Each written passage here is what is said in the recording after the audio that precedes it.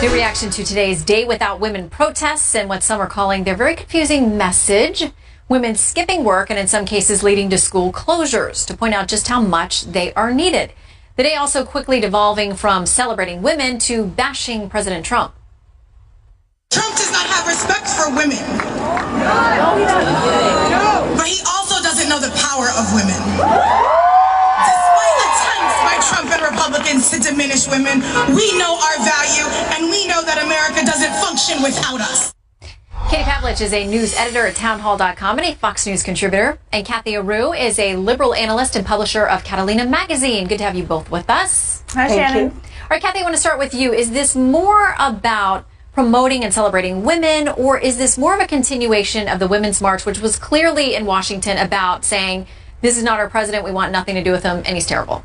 Well, actually, it is a continuation of the Women's March. They did say that this is the fourth largest event that they're planning, 4 out of 10 events in the first 100 days of Trump's presidency to protest him and his stance on women and what he's done for women, which isn't much, and what we expect from him isn't much. And by putting Betsy DeVos in office is hurting teachers. So many teachers have also taken to the streets and are protesting. And this is to protest Trump and Betsy DeVos and their records so far. All right, so it is a protest. Katie? Well, it's hard to take your reaction to what you saw today. Well, it's hard to take the line about Betsy DeVos seriously when hundreds of teachers refused to show up at schools today and thousands of parents had to scramble to find childcare, but that's a separate issue. In terms of what happened today, I think that women who showed up for work today deserve a lot more credit than those who did not. And as far as what these women are allegedly protesting, you know, in the last month, President Trump has signed 2 pieces of legislation investing money into specifically putting money towards women entrepreneurs in the sciences.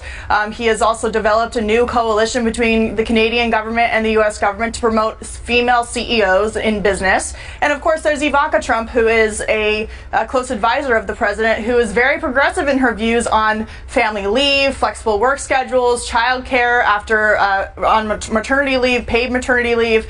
And so in terms of what their goal is, I'm not sure. But again, I think the focus should be on the women who showed up for work today and did their jobs and who are climbing the ladder based on their merit and the work that they do and earning respect that way, rather than throwing temper tantrums in the streets. But women did show up for work today, and if they did show up for work, they're wearing red to show that they are with the women who did not show up. And the point of not showing up, a day without women, a day without a woman, is the point as can schools function without women. And teachers and nurses are the most underpaid women in the country. So for teachers not to show up, they are underpaid and they're overworked. I'm a certified teacher and I'm very aware of that. Would we have had this particular event today had Hillary Clinton won the presidency? Well, I don't think Hillary Clinton would have overruled the or stopped the Mexico City policy, which takes away health care for thousands of women around the world. It takes away taxpayer dollars to cover abortion in foreign countries, which the public polling shows that Americans are against that. Thousands of women are going to die as a result. The public doesn't understand. Katie, I'll let you take that. I'll let you respond.